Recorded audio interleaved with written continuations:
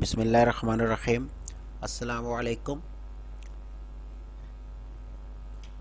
نماز کی فضیلت۔ نماز کی بے پناہ فضیلتیں ہیں جن میں ہر نمازی فیض یاب ہو سکتا ہے۔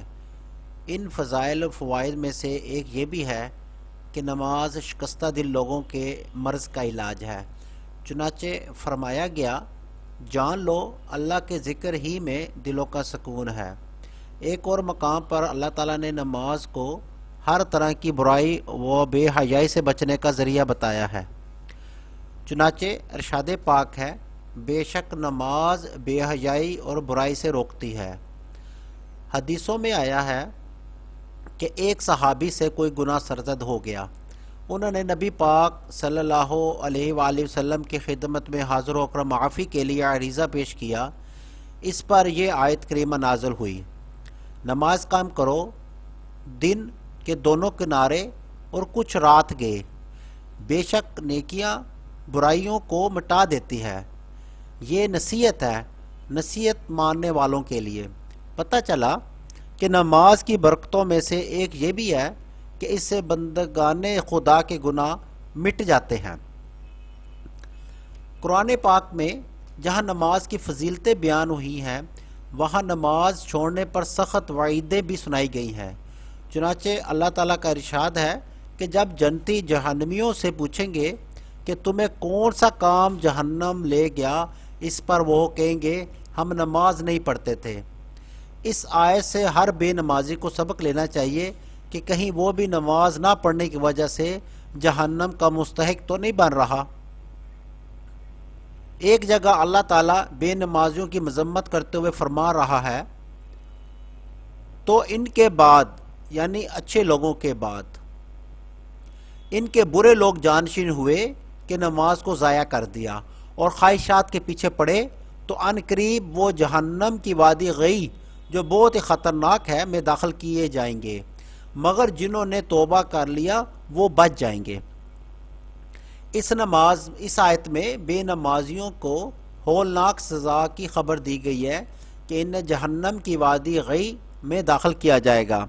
علماء فرماتے ہیں کہ غی عذاب الہی کی ایک ایسی وادی ہے کہ اس کے خوفناک عذاب سے سارا جہنم پناہ مانگتا ہے۔ حضرت عبداللہ بن مسعود رضی اللہ تعالیٰ عنہ فرماتے ہیں کہ نماز کے ضائع کرنے کا معنی یہ نہیں ہے کہ نماز بالکل نہیں پڑھتے، بلکہ اس کا معنی یہ ہے کہ اسے وقت سے بے وقت کر کے پڑھتے ہیں، یعنی قضا کر کے پڑھتے ہیں۔ ایک اور مقام پر اللہ تعالیٰ نماز میں سستی کرنے والوں کو عذاب کی وعید سناتے ہوئے یوں فرما رہا ہے کہ ویل ہے ان نماز پڑھنے والوں کے لیے جو اپنی نمازوں میں سستی کرتے ہیں۔ ویل دراصل جہنم کی اس وادی کا نام ہے کہ اگر اس میں دنیا کے پہاڑ ڈالے جائیں تو وہ بھی اس کی شدید گرمی کی وجہ سے پگھل جائیں۔ یہ ان لوگوں کا ٹھکانہ ہے جو نماز میں سستی کرتے ہیں اور ان کو صحیح وقت سے ٹال کر قضا کر کے پڑھتے ہیں۔ جب نماز میں سستی کرنے والوں کو اتنا سخت عذاب دیا جائے گا تو آپ خود ہی اندازہ لگائیے کہ سرے سے نماز نہ پڑھنے والوں کو کیسے کیسے عذابوں سے دوچار ہونا پڑے گا۔ ایک اور مقام پر اللہ تعالیٰ اپنے ذکر سے غفلت برتنے والوں کو یوں فرما رہے ہیں، اے ایمان والو، تمہیں تمہارا مال اور تمہاری اولاد اللہ کے ذکر سے غافل نہ کر دے، اور جسے اس کے مال اور اس کی اولاد نے اللہ کے ذکر سے غافل کر دیا تو وہی لوگ گھاٹا اٹھائیں گے۔ مفسرین فرماتے ہیں کہ یہاں ذکر سے مراد نماز ہے۔ اس چوجی کو پیش نظر رکھے اور معاشرے کا محاسبہ کریں تو جو تلخ حقیقت ہمارے سامنے ابھر کر آتی ہے وہ یہ ہے کہ اس دور میں زیادہ تر لوگ جو نماز سے دور ہیں، ان کی نماز سے دوری کا سبب یا تو مال و دولت جمع کرنے کی دھن ہے، یا پھر اس کی وجہ یہ ہے کہ وہ اولاد کی دیکھ بھال اور دیگر ضروریات کی فکر میں گرفتار ہے۔ اللہ رب العزت نے واضح لفظوں میں فرما دیا کہ جو لوگ مال کی محبت یا اولاد کی فکر میں نماز چھوڑیں گے تو وہی خسارے میں ہیں، اور شاید نماز چھوڑنے کی ایک بڑی وجہ یہ بھی ہو سکتی ہے لوگوں کے دلوں میں اب آخرت کی بربادی اور عذاب الہی کی فکر باقی نہیں ہے، جبکہ اللہ تعالیٰ فرماتا ہے آخرت کا عذاب نہایت ہی سخت اور اذیت ناک ہوگا۔ کاش لوگ اسے سمجھ لیتے۔ حضور اقدس صلی اللہ علیہ وآلہ وسلم نے ارشاد فرمایا، اسلام کی بنیاد 5 چیزوں پر ہے: اللہ کی وحدانیت کی گواہی دینا اور اس بات کا اقرار کرنا کہ حضرت محمد صلی اللہ علیہ وآلہ وسلم اللہ کے بندے اور رسول ہیں، نماز ادا کرنا، زکوٰۃ دینا، صاحب استطاعت ہو تو حج کرنا اور رمضان شریف کے روزے رکھنا۔ اس حدیث پاک میں 5 چیزوں کو اسلام کی بنیاد بتایا گیا، جس میں نماز بھی شامل ہے۔ اب ظاہر ہے جو نماز ترک کر دیتا ہے وہ اسلام کی بنیاد ہی ڈھا دیتا ہے۔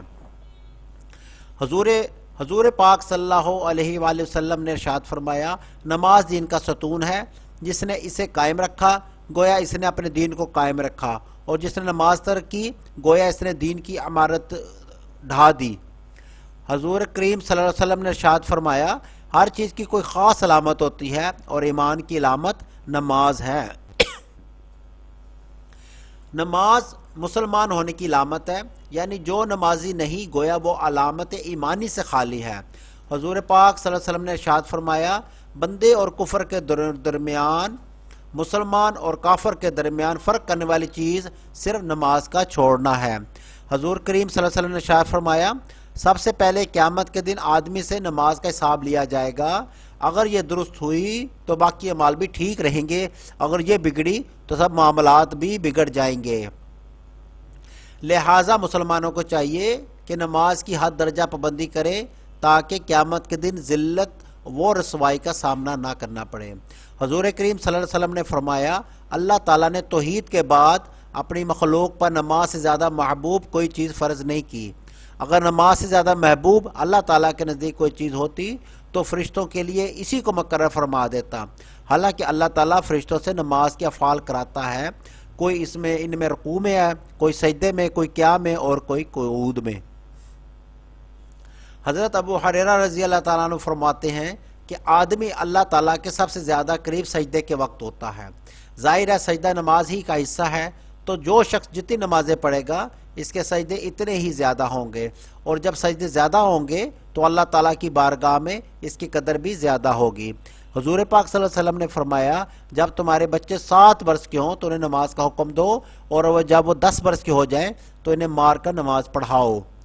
حضور پاک صلی اللہ علیہ وسلم کے اس ارشاد میں حکمت یہ ہے کہ 7 برس کی عمر میں ہونے پر بچوں میں شعور بیدار ہونے لگتا ہے، یعنی شعور بیدار ہوتے ہی بچوں کو عبادت کی جانب توجہ دلائی جائے۔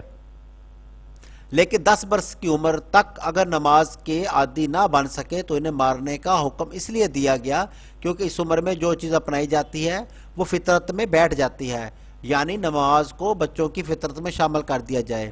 خلیفہ دوم حضرت عمر فاروق رضی اللہ تعالیٰ عنہ نے اپنے صوبوں کے گورنروں کے پاس پیغام بھیجا کہ تمہارے سب کاموں میں میرے نزدیک اہم کام نماز ہے۔ جس نے اس کی حفاظت کی، اس کو ادا کرتا رہا، اس نے اپنا دین محفوظ رکھا، اور جس نے نماز ضائع کی اور کاموں کو بدرجہ اولا ضائع کرے گا۔ یعنی نماز جسے دین کے ستون کا درجہ دیا گیا ہے، یہ جاننے کے باوجود اگر کوئی نماز کو چھوڑ دے تو ایسے آدمی کا کیا اعتبار کہ وہ اور کون سی چیزوں میں غفلت و سستی اختیار کرے گا۔ حضور پاک صلی اللہ علیہ وسلم سے دریافت فرمایا کہ تم ایسے شخص کے بارے میں کیا کہتے ہو جس کے گھر کے دروازے پر ایک نہر ہو اور وہ آدمی ہر دن اس نہر میں 5 مرتبہ غسل کرتا ہو، کیا اس آدمی کے بدن میں کسی طرح کی کوئی گندگی باقی رہے گی؟ صحابہ کرام صلی اللہ علیہ وسلم نے عرض کی، یا رسول اللہ، ایسے آدمی کے جسم پر کسی قسم کی گندگی باقی نہیں رہے گی۔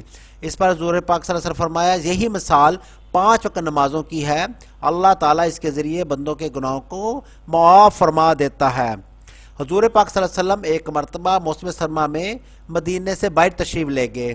پت جھڑ کا موسم تھا، درختوں کے پتے جھڑ رہے تھے۔ آپ صلی اللہ علیہ وسلم نے ایک درخت کی 2 ٹہنیوں کو پکڑا، انہیں جنبش دی، پتے جھڑنے لگے۔ آپ صلی اللہ علیہ وسلم نے فرمایا، اے ابو ذر۔ ابو ذر نے عرض کی، یا رسول اللہ، میں حاضر ہوں۔ آپ نے فرمایا، دیکھو، جب کوئی مسلمان نماز پڑھتا ہے اور اس کے ذریعے اللہ کی خوشنودی چاہتا ہے تو اس کے گناہ اسی طرح جھڑ جاتے ہیں جس طرح اس درخت کے پتے جھڑ رہے ہیں۔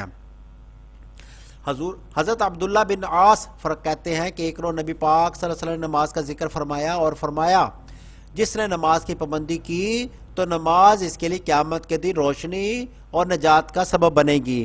حضرت عبداللہ بن مسعود فرماتے ہیں کہ میں نے محبوب خدا صلی اللہ علیہ وآلہ وسلم سے دریافت کیا کہ یا رسول اللہ صلی اللہ علیہ وسلم، اللہ تعالیٰ کو بندے کا کون سا عمل سب سے زیادہ پسند ہے؟ فرمایا وقت پر نماز پڑھنا۔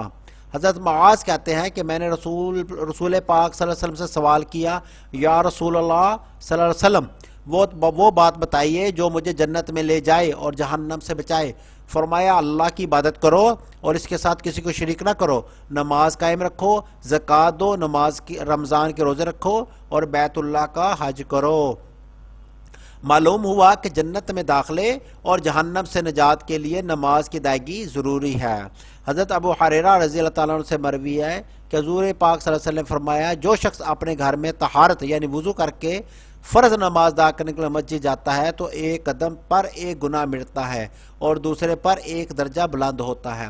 حضرت عبادہ بن صامت سے مروی ہے کہ حضور پاک صلی اللہ علیہ وسلم نے ارشاد فرمایا، 5 وقت کی نماز اللہ تعالیٰ نے فرض فرمایا ہے، جس نے اچھے ڈھنگ سے وضو کیا اور نمازوں کو ان کے وقتوں پر ٹھیک ٹھیک رکوع کے ساتھ کامل دل جمی کے ساتھ ادا کیا تو اللہ تعالیٰ کا یہ عہد ہے کہ وہ ایسے شخص کو بخش دے گا۔